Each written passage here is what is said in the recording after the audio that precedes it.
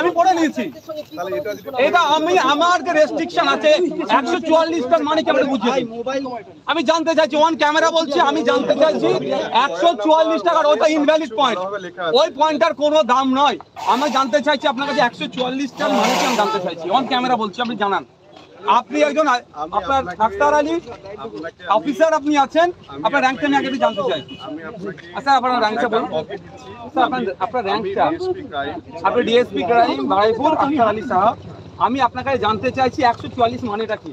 আমি আপনাকে যেটা বলছি আমি স্যার আমি জানতে চাইছি, আমাদেরকে ইনস্ট্রাকশন দেওয়া আছে এবং ম্যাজিস্ট্রেট থেকে যে আমরা কোনো রকম এন্ট্রি বাইরে থেকে করতে দেব না। এখানে গ্রেভ আছে, এই যে গাড়িগুলো যাচ্ছে, কে যাচ্ছে এগুলো? এগুলো তো এখানে যাচ্ছে না, হয়ে যাচ্ছে। আপনি এটা 144 এরিয়ার মধ্যে আছেন না? আমরা আইন শৃঙ্খলার সাথে না, আমি 144 এরিয়ার মধ্যে আছি। এটা কোথায় 144 জোনের মধ্যে পড়ছে? না, আমরা তো কাছেই আছি না। এখান থেকে আপনি আমাকে এখানে আটকাচ্ছেন কেন? 144 জোনের মধ্যে ঢুকতে দিচ্ছেন না। আপনি বলেন এই জোনটা কি 144 জোন? গতকালকে শওকত মোল্লা সাহেব প্রোগ্রাম করছেন ভাঙড়ে, আপনারা দেখতে পান না সেগুলো? কোথায়? ও তো রাত্রে নাটক করছেন আপনারা, যে মিটিংটা করেছে আপনারা আটকান না কেন শতাধিক লোক নিয়ে? আপনাদের একটু খারাপ লাগে না? আমরা বলতে পারি না বলে আপনাদের বিরুদ্ধে আপনাদের খারাপ লাগে না? আপনাদের নিজকে আপনাদের বুর্কিটা পড়ে আছেন, তো এটা তো সাধারণ মানুষের ট্যাক্সের টাকায় তো পড়ে আছেন। একটু খারাপ লাগে না আপনাদের যে এই বিচারিতা আপনাদেরকে দিয়ে করাচ্ছে? কোথায় আছে আমার গাড়িটা? আমাকে যেতে দিতে হবে। আপনি আপনার সুপিরিয়র অফিসারকে ফোন করুন, যারা আছেন তাদেরকে ফোন করুন যে আমাকে যেতে দিতে হবে।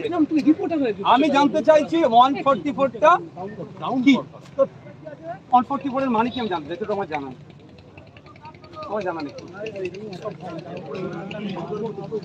আরে যা, এত ক্যামেরা হচ্ছে, আপনাকে বাড়ির লোক দেখতে চায়, পরিবার আছে নিশ্চয় দেখছে আপনাকে।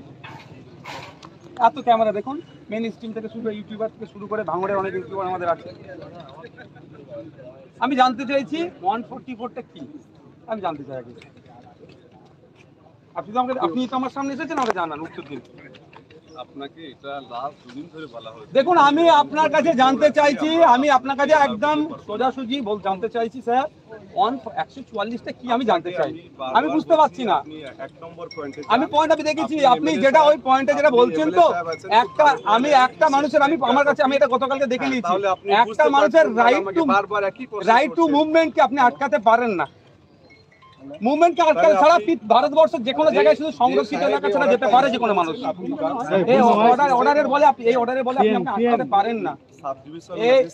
আপনি বলছি এই অর্ডার, আপনি ওকে ফোন করুন, আপনি তাকে ফোন করুন, আপনি তাকে ফোন করুন, আপনি তাকে ফোন করুন যে এটা বলছে এটা ইনভ্যালিড, আপনি তাকে ফোন করুন, আপনি বলুন, আপনার অফিসারদেরকে বলুন, আপনি এই অর্ডারের বলে আপনি আমাকে আটকে রাখতে পারেন না। এখানে হাজার হাজার মানুষ, হাজার হাজার গাড়ি যাচ্ছে, তৃণমূলের নেতারা অবাধে বিচরণ করছে, তারা মিটিং করছে, আর আমি একজন জনপ্রতিনিধি, নির্বাচিত জনপ্রতিনিধি, আমি যে ল মেকার, আপনি আমাকে আটকাচ্ছেন। এটা কিসের বলে আটকাচ্ছেন? এই অর্ডারের বলে আপনি আমাকে আটকাতে পারেন না। আপনি আমাকে বলুন 144টা কি আগে বলুন। 1 নম্বর পয়েন্ট আমি দেখে নিচ্ছি, 144টাকে কি বলুন তো। আর যে কটা সার্কুলার দিয়েছে সেগুলোর কথাগুলো বলুন। 144/4/5/6 কি জিনিস আমাকে একটু বলুন তো, আমি জানতে চাই।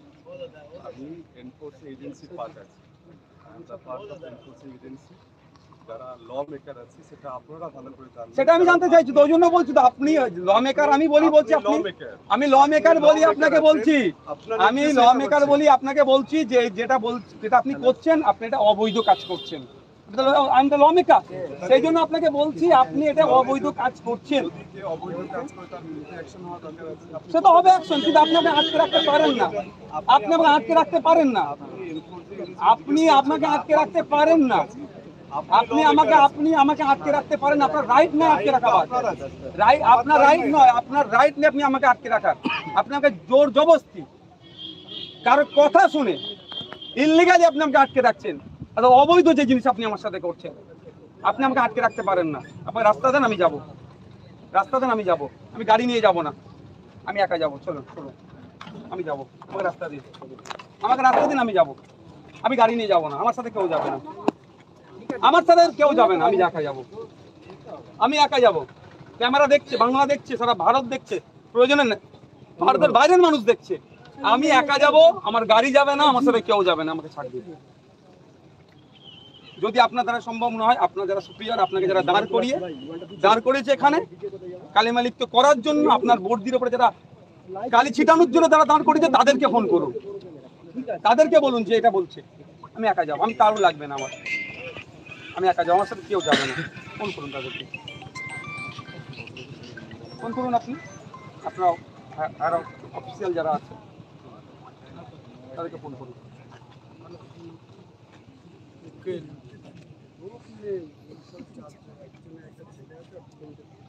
ফোন করুন তাদের। আমি একা যাবো, আমি, আমার সাথে কেউ যাবে না।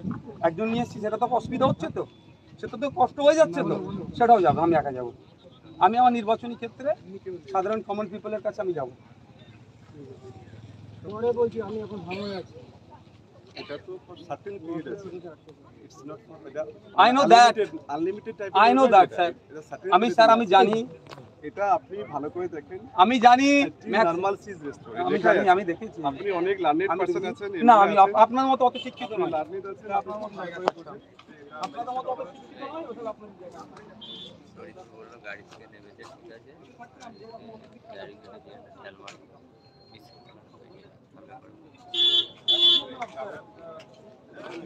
সালমান সম্মান জানিয়ে আপনি আপনার থেকে বলুন যে এমএলএ সাহেব বা সংস্থার আমার নামও নিতে পারে, আমার তো এমনি তখন আপনার লোকাল নামও নিতে পারে যে উনি একা যাবে, যেতে চাইলে উনি একা যাবেন, আমার গাড়ি কিছু যাবে না, আমি হেঁটে যাবো। সব থেকে বড় কথা, আপনি আমরা 144 এত বাইরে আটকাচ্ছেন। আমার এখানকার পরে যাচ্ছে আমার কেএলসি থানা, কেএলসি থানা তো 144 নয়, ভাঙড় আপনি সেখানে আমাকে ঢুকতে দিচ্ছেন। আপনাদেরকে যেভাবে আপনারা এটা করছেন, অন্য কোনো অফিসার থাকলে ডেকে দিন।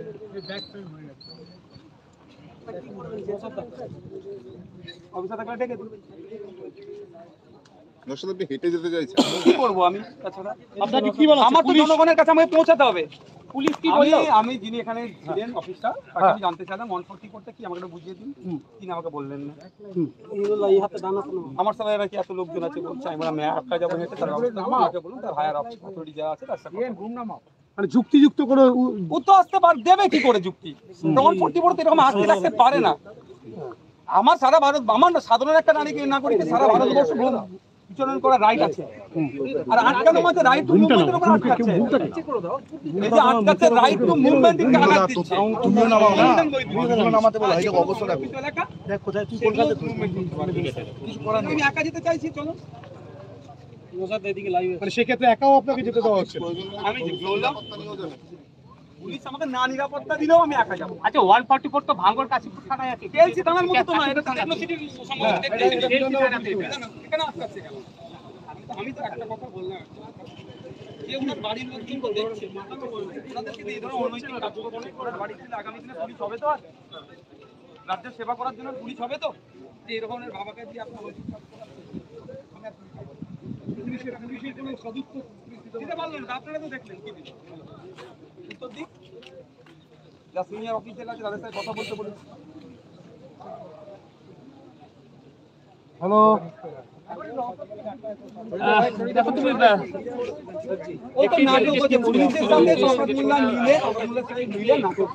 হ্যালো, শুনতে পাচ্ছি না, কেটে করো।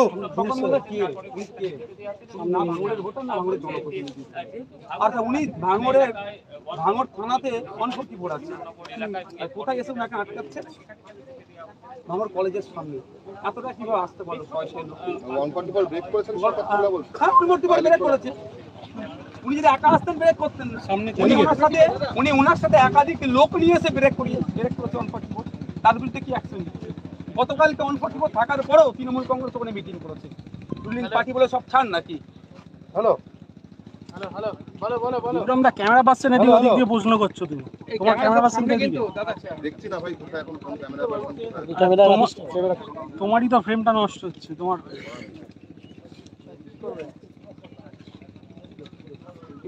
জিজ্ঞাসা করছো অফিসারদেরকে? শুনতে পাচ্ছ? তাড়াতাড়ি কথা বলে উত্তর দিতে বলুন, তাড়াতাড়ি কথা বলতে বলুন। এমন অফিসারকে দাঁড় করেছে 144 জানে না। আপনার এসপি ম্যাডামকে জিজ্ঞাসা করুন, কোথায় কথা তো দেখতে পাই আইএসএফ যোগ। তাকে ফোন করুন এসপি ম্যাডামকে, তাকে এখানে আসতে বলুন, আর তৈরি থাকতে বলুন কোর্টের জন্য তাকে।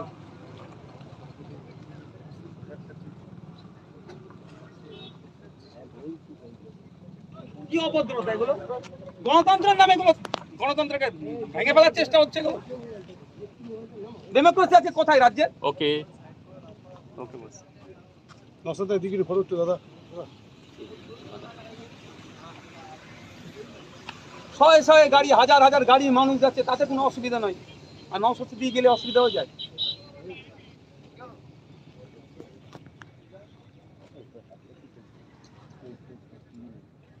আর অত যদি ভয় লাগে বলুন এসপি ম্যাডামকে, আমার নামে 4টে মিথ্যা কেস দিয়ে আমাকে তুলে নিতে বলুন, বলুন এসপি ম্যাডামকে বলছে 21 জানুয়ারি যেরকম দিয়েছিলেন দিয়ে কিছুদিন ভরে রাখতে বলুন, যদি ভয় খায় আমাকে। সব তো পেন খাতা কলম সবই তো আপনাদের হাতে আছে।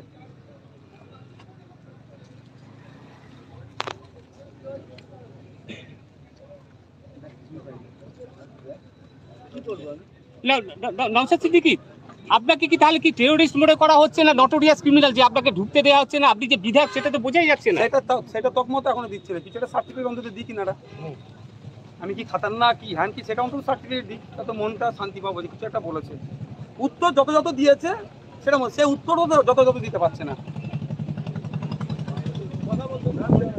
যেখানে ভাঙড় থানা এলাকায় তৃণমূলের শাসক দলের লোকজন ঘুরে বেড়াচ্ছে, নেতা সেগুলো দেখতে পাই না তো, সব রেকর্ড আমাদের কাছে আছে, যাদের নেতৃত্বে এগুলো হচ্ছে এসপি ম্যাডাম থেকে শুরু করে এর জবাব এদেরকে দিতে হবে আগামী দিনে। আপনি এবং আপনাদের দলের তরফ থেকে কি পুলিশ প্রশাসনের বিরুদ্ধে আদালতের দ্বারস্থ হবেন এই ধরনের ভূমিকার পরিপ্রেক্ষিতে? আমার রায় ভালো, ভাঙড়বাসীর অধিকার থেকে হনন করা হচ্ছে, তাদেরকে আমি পরিষেবা দিতে পারছি না, এগুলো আমি ছাড়বো না তো। ভাঙড় বিধানসভার কাশীপুর ও ভাঙড় থানা এলাকায় 144, কিন্তু আপনাদের বিধানসভা এলাকাতেই ঢুকতে দেওয়া এই হচ্ছে না। প্রশ্নটা এখানেই তো, আমাকে এটা টেকনোসিটির মধ্যে পড়ছে, এরপরে পড়ছে আমার বিধানসভা, সেটা কেএলসি থানা, তারপরে কাশীপুর। তার এত আগে আমাকে আটকানোর মানে কি বুঝতে পারছেন? এটা রাজনৈতিক উদ্দেশ্য পরিণত হবে, আর এই রাজনৈতিক উদ্দেশ্য স্বার্থ চরিতার্থের জন্য পুলিশকে ব্যবহার করছে। আপনার বিধানসভার তাহলে যারা রয়েছে নাগরিক, তারা তো বিভিন্ন পরিষেবা থেকে বঞ্চিত হচ্ছে। তারা পাচ্ছে না, এর জবাব দেবো আমি, নেবো। একটা জিজ্ঞাস্য, এরকম একাধিক জায়গায় যেখানে ঘটনা ঘটে থাকে সেখানে 144 দ্বারা বলবৎ হয়, কিন্তু দেখা যায় যে বিরোধীদের যদি কোনো রকম কোনো ডেলিগেশন যায় 4 জনের কম, কি করবো, আসবে তো কি করার নেই, তাহলে তাই আমরা সরি। আপনাকে কেন আটকানো?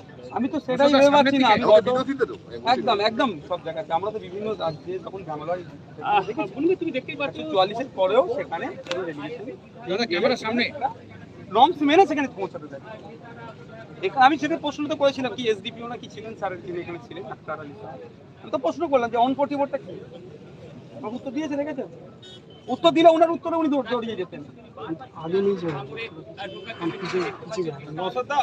এত 144-এর কড়াকড়ি দেখা যাচ্ছে, বেরিয়ে যাবো। ভোটের দিনও তো 144 ছিল, সেখানে তো আরে শুধু ভোটের দিন নয়, লাইভে নেই ভোটের দিন নয়, নমিনেশন বলো, যে ছাতাটা বলো, আরামুল সাহেব সরকারের মতন বাহিনী নিয়ে 144-এর মধ্যে ঢুকে থাকলো, সেখানে 144-এর রে দেখাতে পারো না, আজকে আমাকে দেখানো হচ্ছে। এমন একটা জায়গায় দাঁড়িয়ে আছে, আসবে কিছু করার, ওখান থেকে আমি তাহলে 900 কেটে ফেলতে হবে।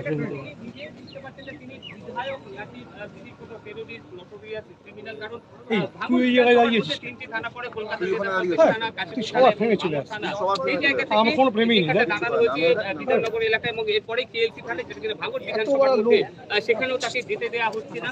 সেটা নিয়ে ওকে দেখতে হতো আগে একটা ফ্রেমে আছে।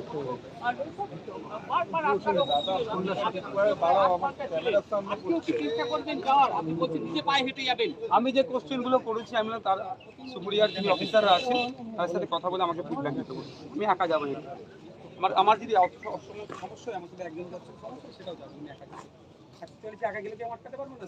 আপনার নিরাপত্তা বিঘ্নিত হতে পারে, সে দায়িত্ব ওদের থাকবে। সাধারণ মানুষের নিরাপত্তা যেখানে নেই, ভাঙড় জুড়ে একটার পর একটা খুন, 7 জন ইতিমধ্যে মারা গিয়েছে, সেখানে আপনার নিরাপত্তা সুনিশ্চিত করতে পারবে পুলিশ মনে হয়? পুলিশ চাইলে সব পারে এরা। আমার রাজ্যের পুলিশের প্রতি, ক্যালকাটা পুলিশের প্রতি আমার ভরসা আছে, যদি এদের হাতে ফ্রি হ্যান্ড খেলতে দেয় 24 ঘন্টা ক্রাইম মুক্ত করে দেবে বাংলাকে। কিন্তু করতে দেবে এনাদেরকে শুধু কাজে লাগানো হয় বিরোধীদের টুটি টিপার জন্য, ক্রাইম ফ্রি করার জন্য, ল অ্যান্ড অর্ডার ঠিকঠাক চলুক সে কাজে এদেরকে ব্যবহার করা হয় না। কোচবিহার যেতে গেলে বা তাদের দিতে গেলে তো তাহলে 355-এর কি আপনি দাবি জানাবেন? দেখুন আর কোনো 355 কথা বলতে একজন নির্বাচন জনপ্রতিনিধি তার নির্বাচন ক্ষেত্রে ঢুকতে পারছে না। ভোটের নামে 62 জন মতো মারা গেল, ভোট লুট হলো, জনগণ তার ভোটের অধিকার প্রয়োগ করতে পারলো না নির্বিঘ্নে। আর কবে অপেক্ষা করতে হবে, আর কবে বলতে হবে? বিরোধী দলনেতা থেকে শুরু করে অন্যান্য কেন্দ্রীয় মন্ত্রীরা 355 দাবি করছেন। রিপাবলিক গুমনামা আপনি কি মনে করেন আমার 355 তো দাবি ঠিক ওই জায়গাতেই দাঁড়িয়ে আমি কেন্দ্রীয় আমার রাজ্যপাল মহাশয়ের কাছে আমি জানতে চাই ওটা যে আর কত মায়ের কোল খালি হলে, আর কত বিধায়ককে তার নির্বাচনী ক্ষেত্রে আটকে দিলে, বা বিরোধী দলের প্রার্থী হওয়ার জন্য, এজেন্ট হওয়ার জন্য বাড়িঘর ধরে আগুন জ্বালিয়ে দিয়েছে, আমাদের কর্মীদের, আমাদের প্রার্থী ছিল তার দোকানঘর জিসিপিতে ভেঙে দিয়েছে, উত্তরপ্রদেশের ছাড়া এখানে দেখতে পাচ্ছি। তাহলে আর কত কি ঘটা যাওয়ার পরেও তিনি চুপ থাকলেন? আর কবে ঘটলে 355 হবে এটা আমি জানতে চাইছি। আমরা 355 আমি ওটাই তো জানতে চাইছি, তাহলে কবে 355 কবে হয়?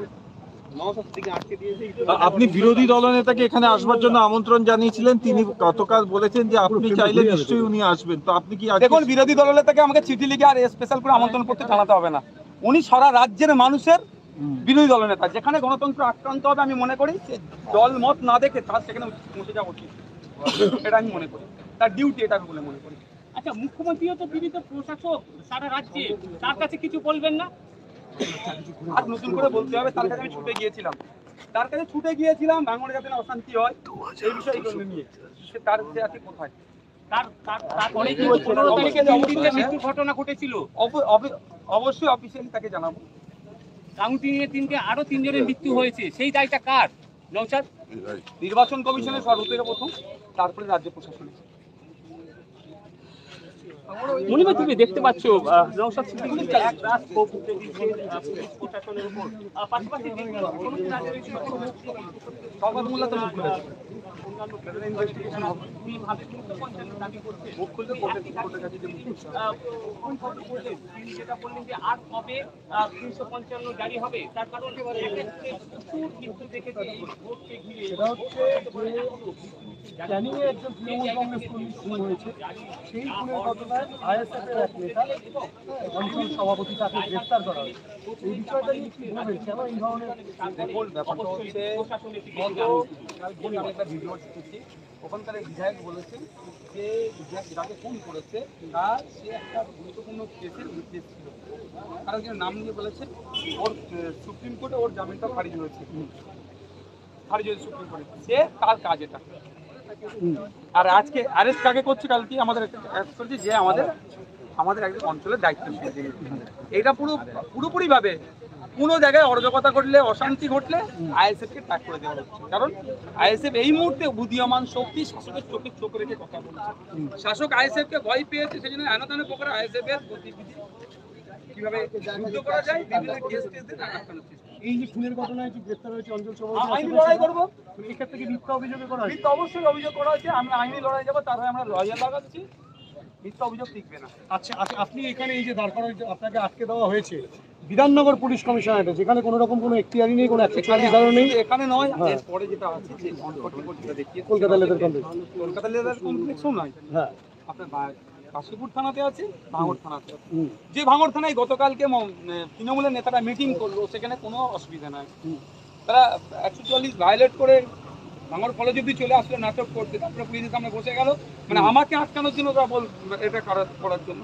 আর আমাকে যেখানে আটকাচ্ছে এটা টেকনোসিটি থানার মধ্যে পড়ছে, তারপর আমাকে এখানে আটকে দিচ্ছে সম্পূর্ণ অনৈতিকভাবে, অবৈধভাবে আমার চলাচলটাকে বন্ধ করা। নওশাদা, কি বলবেন এই যে পুলিশের পুলিশ বা প্রশাসনের দুরকম মনোভাব? আইএসএফ এর ক্ষেত্রে যেখানে 144 নেই সেই জায়গাতেই আটকে দেওয়া হচ্ছে, অর্থাৎ কিনা অনেকটা দূরেই তাকে আপনাকে আটকে দেওয়া হচ্ছে।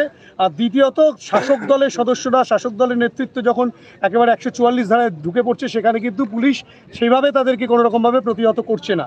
এই দু ধরনের যে সেই নিয়ে কি বলবেন? প্রশাসনের দ্বিচারিতা, পুলিশের দ্বিচারিতা জনমানুষে চলে আসছে। কিভাবে, কেন, কিভাবে বলছেন? শুধুমাত্র এদের পুলিশকে এখন ব্যবহার করা হচ্ছে বিরোধী কণ্ঠকে রোধ করার জন্য। পুলিশের যেটা কাজ সেটা তাকে করতে দেওয়া হচ্ছে। এটা উদাহরণস্বরূপ কি বলবেন? তো শওকত মোল্লা সাহেব মিটিং মিছিল করবেন, কোনো সমস্যা নেই 144 এর ভিতরে। নওশাদ সিদ্দিকী একজন বিধায়ক, তিনি তার নির্বাচনী ক্ষেত্রে যাবে, মানুষকে পরিষেবা দিতে যাবে, সেখানে আটকে দেওয়া হচ্ছে, তাও 144 অনেক বাইরে। আর শওকত মোল্লা তো ওখানকার বাসিন্দাও না। ভোটারও তো নয়, জনপ্রতিনিধিও নয়। হুম একটা রাজনৈতিক দলের একটা কোন একটা পদে আছে, যে পদটা ভ্যালিড নয়। হুম সেক্ষেত্রে পুলিশ কি একদম তাদের দ্বারাই চালিত হচ্ছে? একদম, যে পুলিশকে শাসক পরিচালনা করছে, হুম স্বতন্ত্রতা হারিয়ে ফেলছে পুলিশ, তার প্রমাণ দিয়ে দিচ্ছে। 14ই জুলাইয়ের ঘটনার পুনরাবৃত্তি আজকে হলো, অর্থাৎ কিনা আজকেও আপনাকে ঠিক একই রকমভাবে আটকানো হলো। এক্ষেত্রে আপনাদের পদক্ষেপ কি হবে আইএসএফ এর পক্ষ থেকে? দেখুন, যে কাজগুলো করছে, যে অফিসারদের নেতৃত্বে হচ্ছে, সেই অফিসারদেরকে প্রস্তুত থাকতে বলেছি আইনি লড়াই, হুম যে জবাব দিতে হবে। হুম আপনারা কোর্টে যাচ্ছেন? অবশ্যই আইনি লড়াই যাবো, জবাব নিয়ে নেবো। কেটে দিলাম না। কথা এখানে বারবার বলা হচ্ছে 144 ভোটের ছিল মুর্শিদাবাদের সিপিএম এর একজন কর্মী আপনাদের কর্মী, তাকে মব লিঞ্চিং করা হয় পুলিশের সামনে। এনআইএসএ আজকে মারা গেছেন কিছুক্ষণ আগে। দায়িত্ব ছিল না শুধুমাত্র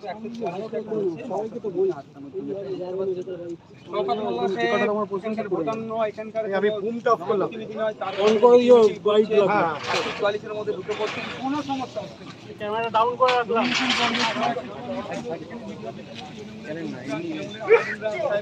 কেমনভাবে ঘিরে রেখেছি। এখন আমি একা যেতে চাই,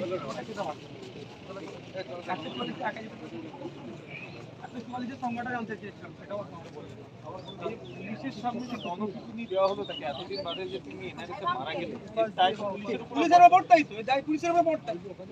পুলিশ তো এক প্রকার দাঁড়িয়ে থেকে মজা দেখছে এখন। আমাকে আমার ক্ষেত্রে আমাকে দাঁড়িয়ে রেখে দেবেন, অফিসাররা মজা দেখছে। যে অফিসার মজা দেখছে দেখুক, আগামী দিন অফিসারকে জবাব দিতে হবে। তবে একটা কথা বলে রাখি,